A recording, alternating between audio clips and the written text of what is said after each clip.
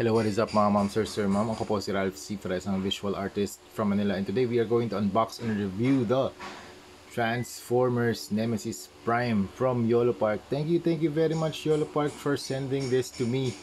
Sobrang ganda nito, limited edition YOLO Park Nemesis Prime AMK Pro Series 20cm model kit. Yan, tapos ito yung side ng box, ito yung likod ng box. May mga selected die-cast parts lang siya. Buksan natin yung sleeve. And then ito yung likod. Ang ganda ng box art nito, grabe. Ang ganda ng style. Tapos meron pa siyang sheen sa harap. Very holographic line art. Super cool box art design. And then you have the Transformers logo or text dun sa side of the box. Tara, buksan na natin to. Alright, meron siyang first tray, meron siyang manual. Makikita nyo dyan kung paano install yung batteries. Actually, tinry ko mag-install ng batteries pero ang hirap nang i-install, hindi ko na lang siya ginawa. And then, thank you very much YOLO Park for sending this again.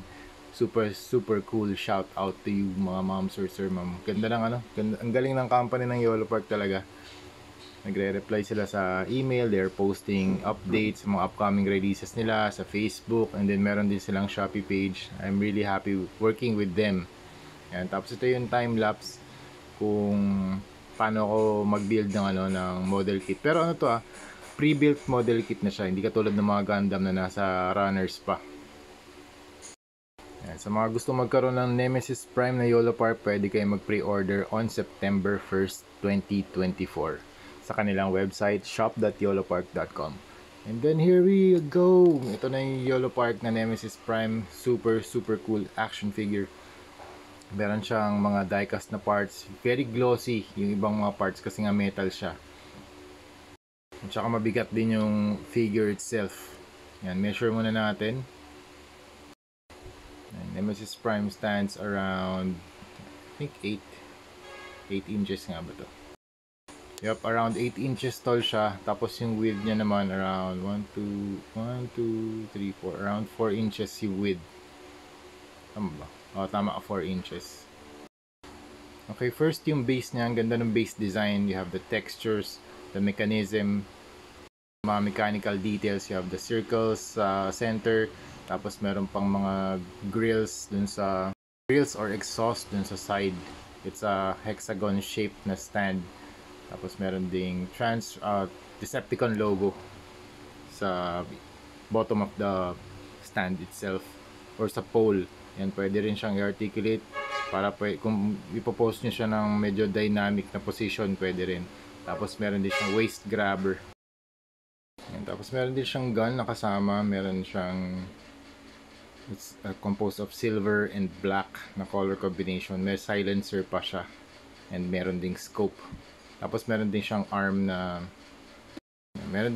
extension to prevent some or parang recoil na prevention. And then ito na si Nemesis Prime from YOLO Park. Thank you very much. Very solid build, wala namang mga loose na mga joints. Very stable naman siya. And mabigat siya dahil nga doon sa mga die-cast na parts. Hindi lahat to die-cast may mga selected die-cast parts lang. And yung mga selected die-cast parts na yun sa chest, sa arms, tapos meron din sa legs and yung sa feet, yung toes.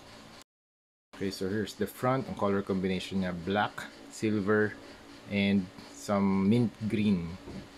And very glossy yung finish niya kasi nga die-cast parts. Very nice finish.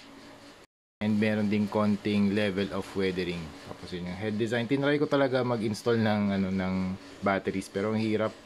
Tapos ito yung side niya with the very boxy armor type of design. Tapos meron din pala siya dead matrix sa chest niya. Meron din included na dead matrix. Medyo mahirap lang buksan, pero pag nabuksan nyo, super cool ng details na makikita nyo sa loob. Tapos natatanggal din yung dead matrix. Ayan, gumamit lang ako ng blue tack para tanggalin siya. And then meron yung dead matrix, meron translucent red and gold na circular shape sa gitna. Tapos kinakapitan siya ng silver na container or some sort of a device para mahawakan yung dead matrix. Okay, close na natin yung chest. Now we go to the arms and waist. Super cool design. You have the smokestacks. Tapos gusto ko rin yung level of weathering all around the armor. Yung mga black na parts, meron ding silver na dry brushing. Tapos ito yung arm design. And then you have the gun. Yung gun meron ding level of weathering. Around 5 inches yung gun niya. Hindi siya same na matte gloss finish with the body. Yung gun niya parang matte finish. Then you have the Decepticons logo on his left shoulder. Articulated din siya. Grabe tong figure na to. Sobrang ganda. And then you have the Energon Axe. Energon Axe na translucent red. Then let's go to the back. Very bulky back armor design. Then you have the back of the legs. Laki ng feet niya. Ganda nung paa niya kasi malaki. So very stable yan kapag tinayo na natin yan. And medyo may konting dumi lang kaya pinupunasan natin. Okay, so articulation up, down, tilt, rotate. Waist can rotate too. Tapos yung chest nabubuksan to reveal the dead matrix. Then you have the arms, can go that far, 360 degrees. Tapos the elbows can also bend that far. Ayan. Tapos meron ding arm swivel. Tapos yung kamay, yung mga fingers niya articulated din. Very very nice touch from YOLO Park. Nga pala yung yung Optimus Prime na AMK Pro series, hindi ko pa nabubuksan. Ito pa lang yung nabubuksan ko. Then you have the waist armor na pwedeng i-adjust for additional range of motion ng paa. Pati yung sides pwede nating buksan. Pati yung likod din.